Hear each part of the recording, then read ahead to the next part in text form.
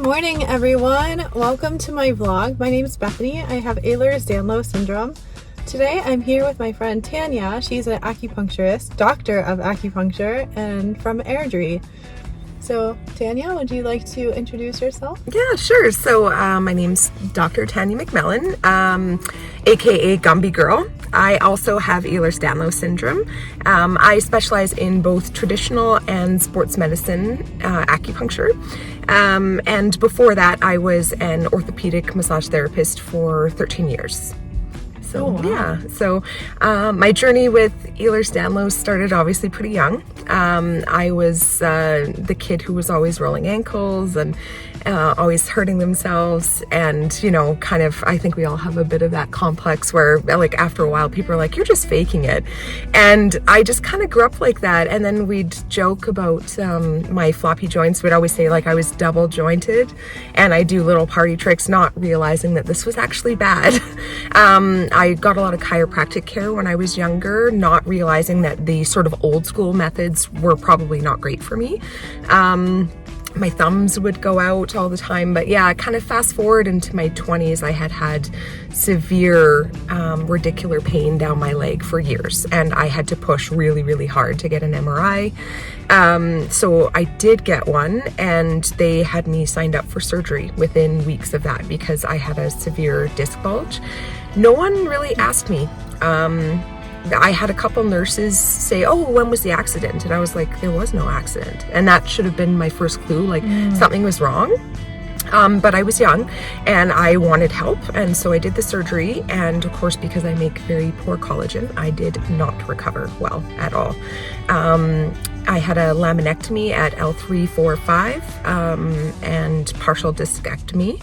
After that, within probably 3 months, all of those same discs bulged on the other side. And it was probably the most debilitating pain I've ever been in. I was on everything you can imagine, from Hydromorph, Percocet, fentanyl patches. It was really bad. And I was sort of like, at that point, I really, like, it had been going on for months. I hadn't walked or moved. And there was really no help for me. And the only people that came to help me were actually other colleagues that were either massage therapists or worked in alternative healthcare. And because at the time we didn't have mobile therapists in Airdrie for like physio. So I remember I definitely wanted to die at that time. So if you're ever in that black hole, just know that there's a difference 10 years can make, and it's hard. You will get through it, but don't give in to that. I definitely was very close. It was not good.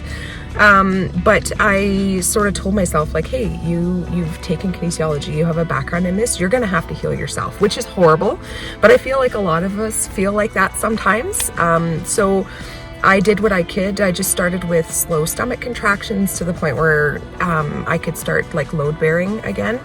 But I was basically in sort of like a question mark position, like I couldn't stand up straight for, it took me 1.5 years to basically learn how to walk again properly. It was about a year until I was able to actually get to clinics to get some physio. And as a side note to that, like if there's any practitioners watching, don't give up on your patients. It's okay if you're like, there's nothing more I can do to help you, but don't end the conversation there. Refer them to someone else, because it is not fair to leave someone in a situation like that. And unfortunately, a lot of us go through that. I've kind of gone through the ringer with like everybody else with the medical gaslighting. I was diagnosed as fat at some point. What? Yeah. Yeah, at least at that time I had my ex-husband with me, and he was a witness to it, so we were able to lodge a formal complaint. But these things happen and it sucks. So yeah, I just sort of I continued on, and I continued basically gentle strength training and just trying to get myself back mobile again. I was put on CPP disability and told that I would not work again, but I didn't want that for my life because I saw my mom and what that did to my mom. So yeah, I just pushed through and, got all the help that I need. I basically tons of practitioners were able to come out of the woods to help me, just through trial and error. I found, even recently, I've started back at the gym, doing very gentle strength training and never going to my full range of motion because, well, that looks bad for most of us. It's not healthy. But you know, when I have a little slip up, I have a chiropractor in Airdrie. Shout out to Dr. Laurence at Blessing Ways. She does gentle methods, like there's no slamming, because I can't handle that, right? So she just uses the activator to try to give me those gentle nudges, and to try to, you know, help me through, because if I get stuck in a holding pattern, I have a hard time releasing it, and if I've let it go for more than a few days, then I can't release it. So yeah. That's one thing I wanted to point out is motion is lotion. And even though you're in pain, do what you can to keep exercising. I know it's terrible. I know it sounds like a nightmare. It is kind of a nightmare situation, but if you don't use it, you do lose it. Yes. And so my mother is a great example of that. My mother just couldn't handle her pain, and I do understand that. She just didn't have the emotional strength to get through it. But she lost like so much mobility, to the point where she was 67 and went into a full care nursing home. And she's been wheelchair bound for many years now. So, and because I saw that, that's not the life that I wanted for myself. I wanted to continue to work. I just found the right people to help, you know. There's also, if you can't work full time, your body is not reliable enough, there's also volunteer work, and there's so many organizations that could really use our help as well. Absolutely, yeah. And with my job, I technically don't work full-time hours, or part-time. Yeah, so I work I work about five patients a day is my max, and I wouldn't go past that, because I'm just not capable of that. So yeah, that's really amazing. I think you're so inspirational, and I'm gonna leave a link for you guys below. Do you have a website? Yeah, so it's healinghive.ca.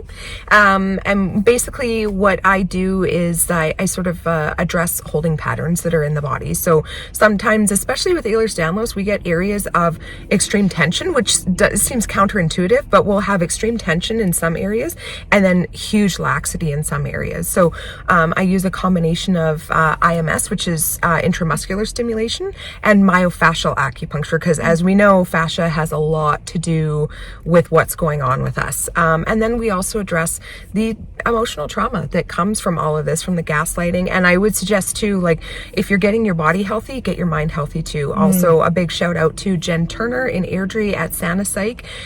She is amazing for ART therapy, which helps with that trauma, because there's usually a lot of medical related trauma. What is ART?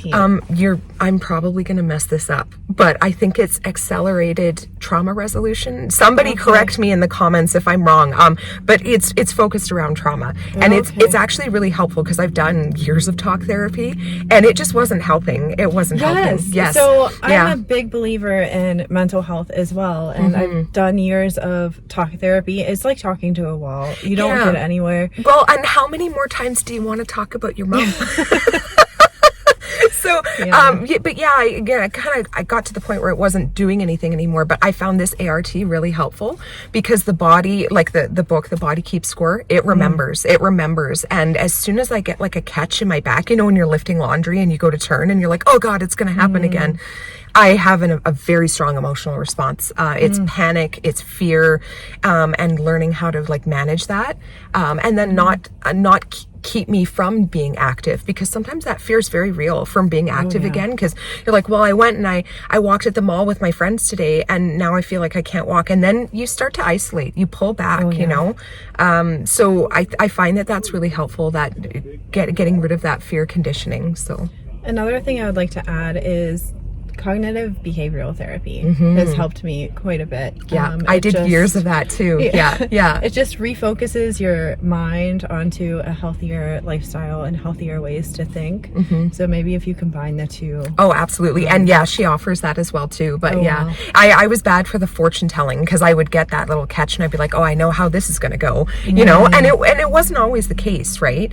But having that group of people that can help you out when you get in that spot is so helpful. I also use Evidence Sport and Spine North in Calgary. Eric Lavoie, he does prolotherapy and PRP. Now, if you have spicy mast cells like I do, the prolotherapy did not work. It made me too inflamed everywhere. My body just reacted.